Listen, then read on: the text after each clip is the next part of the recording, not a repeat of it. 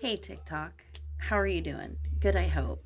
I wanted to get on here because I touched a little bit on this yesterday, and I wanted to get on here and give a little bit more of an insight on why I'm very much for education. I've always been for education. I tutor and I donate my times to beauty school, and I go and I guest teach. I believe that the more education in this field, the better. I believe that I mean, every industry is constantly moving, constantly evolving, upgrading their techniques, their systems, their products, the way that we do things, the way we handle products, the interactions that we do with our clients with the products. Um, and in this field, there is a, I feel like in a way there's kind of a divide in the sense of not like necessarily in a negative vibe, but it can get taken that way because I usually say there are, if you're, I'm not talking talent, but I'm talking if you're looking at the mentality. You have the people who want the big fancy salons that when the spas, I'm a stylist, and don't get me anything wrong, I don't think there's anything wrong with that. I think that every nobody can't sit there and say in their back of their mind that they wouldn't want to go to one of those salons.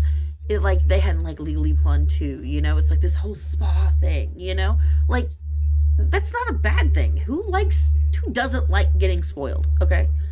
But there's also the people that I want to say where I kind of feel like I as much as I love dealing with the higher things and the like the experience and meeting and dealing with people of a certain stature in like celebrities or people that make lots of money or whatever. Not that there's anything wrong or bad about that, because it's not. It's awesome.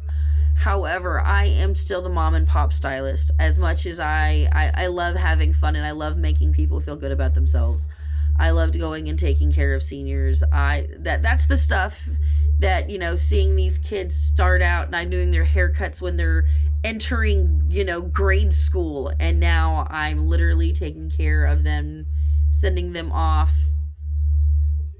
to their senior pictures. And I've done prom, I've done homecoming, I've done daddy daughter dances. That's me. I'm that kind of stylist.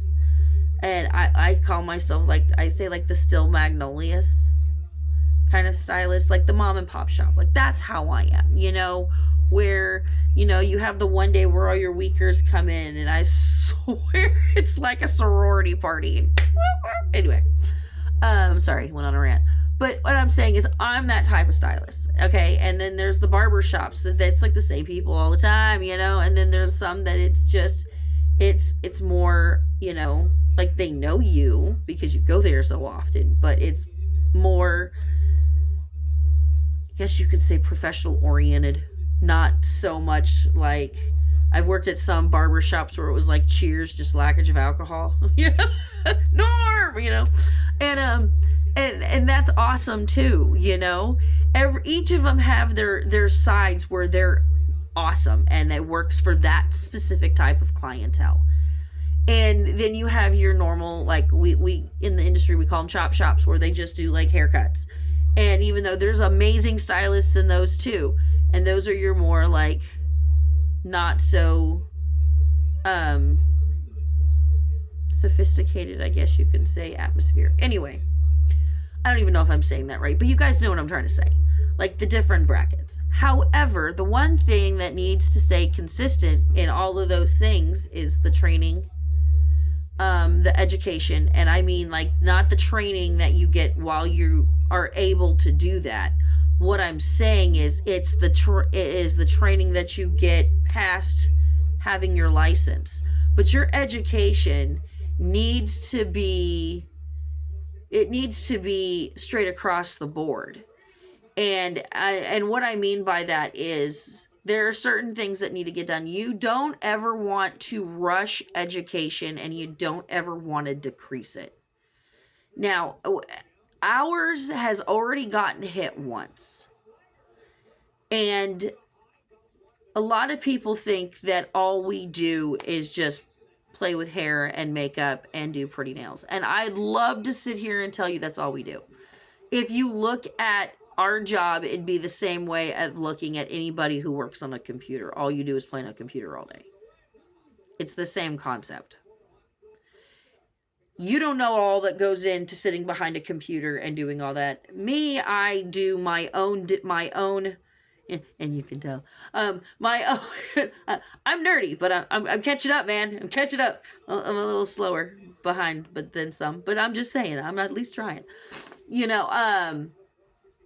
I do my own digital as all my stuff online. So I understand how and how much time and why when I talk to my kids who are doing things online and I say things to them like, hey, and they're like, okay, I got to get to a safe point or I got to do this. Like, it makes sense in my head. So, but to sit here and question its need to me, and to sit here and question needing to have education on it when deals with such an intimate part of your life. Because, and it all comes down to it is, we as a society do not understand how bad mental health is. And there's a reason why we are trying to bring more attention to things. But the one person who picks up on a lot of things is your hairdresser. And if anything, we need more training, not less training. We need more. And I'm going to say it out here. I think doctors need more because there's a lot of doctors out there that don't have a bedside manner. And I think when you look at things from a scholastic point of view, you have a tendency to forget the humanity behind it. And yes, at the same day, it is just hair. It is just makeup and it is just nails. But, however, your hair is your crown that you wear to make yourself feel good and feel pretty. Your nails are an extension of you and how hard you work. And your nails are also your feet, which literally take you anywhere you go in life. And even though it is just makeup, it is a self-expression.